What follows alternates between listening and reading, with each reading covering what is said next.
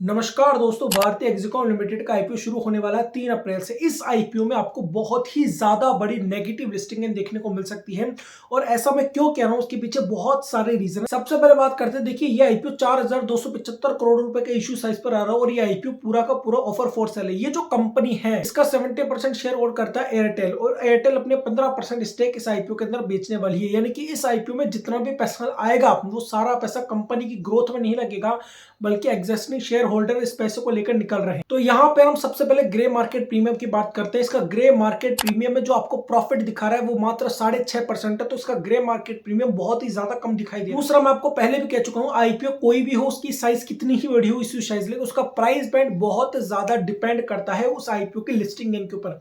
और इस आईपीओ का प्राइस बैंड बहुत ज्यादा है, तो अगर हम इसकी वैल्यूएशन वाइज भी इसका कंपैरिजन करते हैं तो इसकी वैल्यूएशन 51 से 52 के आसपास निकल कर आती है, जो कि बहुत ज्यादा है। अगर हम इसके फाइनेंशियल्स को देखते हैं, तो जब हम इसके फाइनेंशियल्स को देखते हैं तो आप देखेंगे इसके प्रॉफिट आफ्टर टैक्स के अंदर आपको लॉस दिखाई देगा 2021 के अंदर।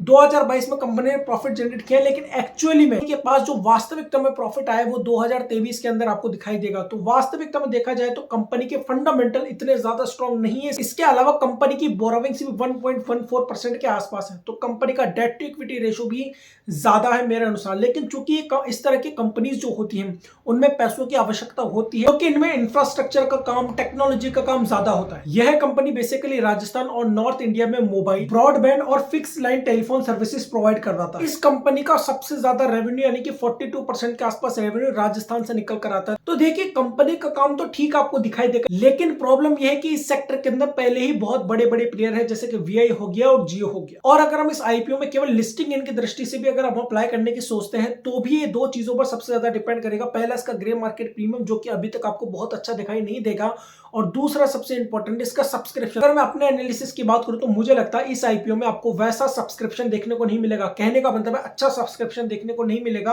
और इस बात की बहुत संभावना है कि इस आईपीओ में आपको नेगेटिव लिस्टिंग देखने को। बाकी आगे क्या होता है, इस आईपीओ में ग्रे मार्केट प्रीमियम बढ़ेगा या नहीं, सब्सक्रिप्शन आएगा या नहीं, लेकिन मैं इस आईपीओ में अप्लाई करने वाला नहीं हूं। आपकी क्या राय कमेंट करके जरूर बताइएगा। जय हिंद।